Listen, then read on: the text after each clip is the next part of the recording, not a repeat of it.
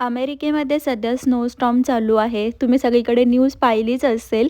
So अमेरिकेतील local स्टोअरची काय condition झाली आहे ते मी तुम्हाला दाखवणार आहे. सो हे Walmart आहे आणि इथे बघा कंडिशन काय झाली आहे. सगळे ग्रॉसरी, फ्रुट्स जे काही आपलं रेग्युलर लागणाऱ्या वस्तू, सामान आहे सगळं आउट ऑफ स्टॉक झालेलं आहे.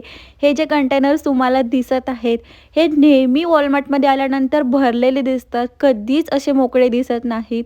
पण आता ह्या विंटर स्टॉर्ममुळे सगळा माल आउट ऑफ स्टॉक गेलेला आहे आणि सगळे रॅक असे खाली-खाली दिसत आहेत. हा आहे चिप्स सेक्शन. इथे तर इतक्या व्हरायटी भेटतात, पण आता कंडिशन बघा पूर्ण खाली झालेलं आहे आणि जे काही रेडी टू ईट फूड असतं, तो सेक्शन पण बघा पूर्ण खाली झालेला आहे आणि आईस्क्रीम तर पूर्ण संपलेलेच आहेत. आणि हा आहे बेकरी सेक्शन. हे असे टेबल कधीच इथे खाली बघायला भेटत नाहीत. पहिल्यांदा असे सगळे टेबल आणि रॅक्स खाली बघायला भेटत आहेत.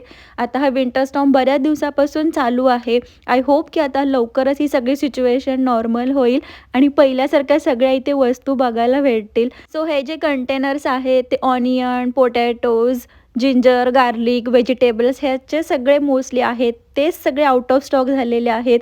ज्या रोजच्या आपल्याला खाण्यासाठी भाजीपाला लागतो तो संपूर्ण संपलेला आहे. फळं पण इथं संपलेली आहेत. आय डोंट नो की आता हे कधी रिस्टॉक होईल. मी तर फर्स्ट टाईम एक्सपिरियन्स घेते अमेरिकेमध्ये हा असा. आणि घराच्या बाहेरची सिच्युएशन वगैरे कशी आहे विचाराल तर जिथे आम्ही अमेरिकेमध्ये राहतो तिथे फारसं स्नो पडत नाही. टेम्परेचर सध्या -10 -15च्या रेंजमध्ये आहे. पण स्नोची क्वांटिटी कमी आहे. पण हा स्नो फार डेंजर आहे.